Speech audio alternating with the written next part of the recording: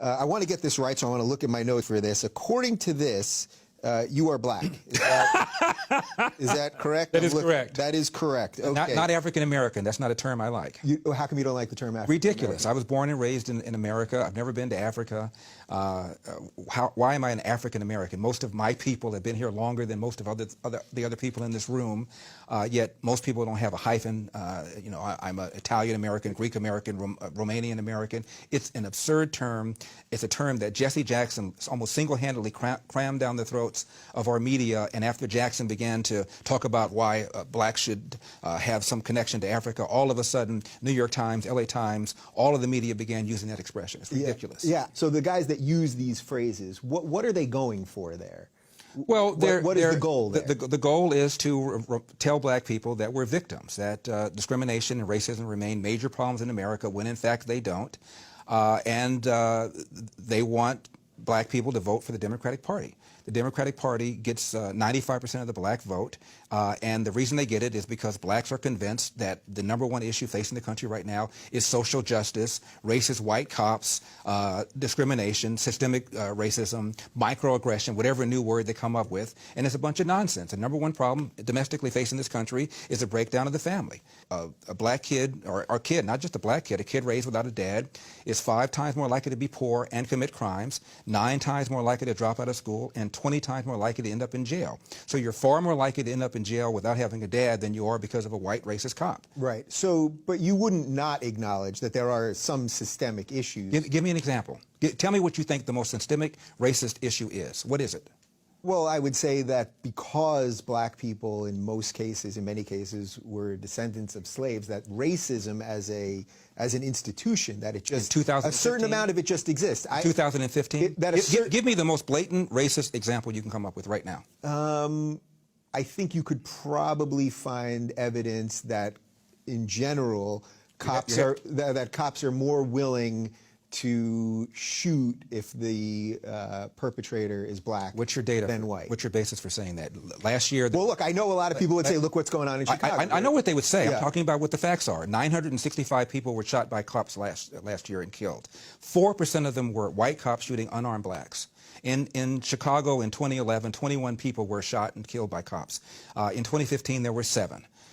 In Chicago, which is a third black, a third white, and a third Hispanic, 70% of the homicides are black on black. About 40 per month, almost 500 per year last year in Chicago, and 75% of them are unsolved. Where is the Black Lives Matter on that? The idea that a racist white cop shooting unarmed black people is a peril to black people is BS. It's complete and total BS. And the reason for these so-called activists saying this is the assumption that racism remains a major problem in America. The media, CNN, especially MSNBC, runs down whenever a black cop shoots somebody, and it's some march on Washington. It's ridiculous. Black people, half the homicides in this country are committed by and against black people. Last year there were 14,000 homicides. I'm not talking about suicides. I'm talking about homicides. Half of them were black. 96% of them black on black of that 7,000. Where's the Black Lives Matter people on that? In Baltimore, where Freddie Gray was killed. Freddie Gray died in a van. I shouldn't say was killed. Died in a van. Yeah. You have a city that's 45% black. City council is 100% Democrat. The majority of city council is black. The top cop at the time was black. The #2 cop was black. The majority of the command staff is black. The mayor is black. The AG is black. And yet here we are talking about racism. I mean, it's absurd. And in the last 30 or 40 years, the percentage of suspects killed by cops who are black has declined 75%. However, the percentage of whites killed by cops has flatlined. Yeah. And so, if anything, people are more concerned about shooting black people for fear that they're going to be called racist. And almost every one of these incidents, whether it's Eric Gardner in New York, who died because he was selling Lucy's and resisted arrest, whether it's Tamir Rice in Cleveland, who was twirling around the gun, whether it's Michael Brown in Ferguson, who had just committed a strong-arm robbery, almost every one of these incidents involved somebody resisting arrest. Why don't you just do what the police tell you? My dad said, when I get pulled over, have my hand at 10 o'clock, have my hand at 2 o'clock, say yes, sir, say no, sir, make sure my paperwork is in order, and if I feel the cop is mistreating me, get a badge number and deal with it later on. If Jesse Jackson and Al Sharpton and Obama and the whole group of them told black people to do that, we'd have a lot fewer of these things to deal with in the first place. Yeah. The biggest burden that black people have, in my opinion, again, is the percentage of blacks, 75% of them, that are raised without fathers. And that has every other social negative consequence connected to it. Crime, not being able to compete economically in the country, being more likely to be arrested, that's the #1 problem facing the black community. And when I hear people tell me about systemic racism or unconscious racism, I always say, give me an example, and almost nobody can do it. So the family stuff, so I'll follow your logic there on the family stuff. What can actually be done about that then? I mean, because that's a big reverse the welfare state. In 1890, 1900, you look at census reports, a black kid, believe it or not, was slightly more likely to be born to a nuclear intact family than a white kid. Even during slavery, a black kid was more likely to be born under a roof with his biological mother and biological father than today. What's happened is we launched this so-called war on poverty in the 60s. Where literally Lyndon Johnson sent people knocking on doors.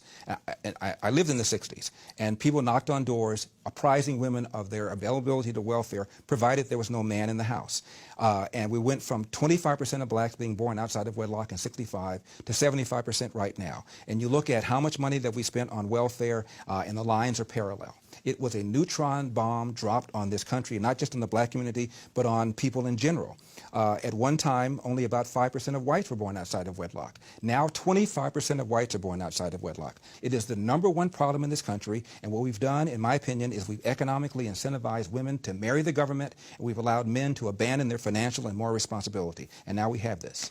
So do you And the left has done this. They don't want to deal with these issues. Why? Let's have a conversation. If I'm wrong, tell me I'm wrong. Tell me how I'm wrong. Give me your data. Give me your facts. Tell me what you got. Yeah. And I could quote the Brookings Institution, which is a liberal think tank, and the Heritage Foundation, which is a conservative think tank, and they'll both tell you that there's a relationship between crime and bad schools and going to prison and not having a dad. So this is not just a liberal kind of thing or a conservative kind of thing. It's a real world kind of thing, and they don't want to have that conversation. How do you wrestle away a little bit of the narrative from the Black Lives Matter folks? Because obviously I tell the truth. You care about the same thing. Of course, right? I do. I tell the truth. I talk about the #1 cause of preventable death for young white men is car accidents. The #1 cause of preventable death for young black men is homicide committed by other young black men. I tell the truth. I give the facts, and the facts are racist.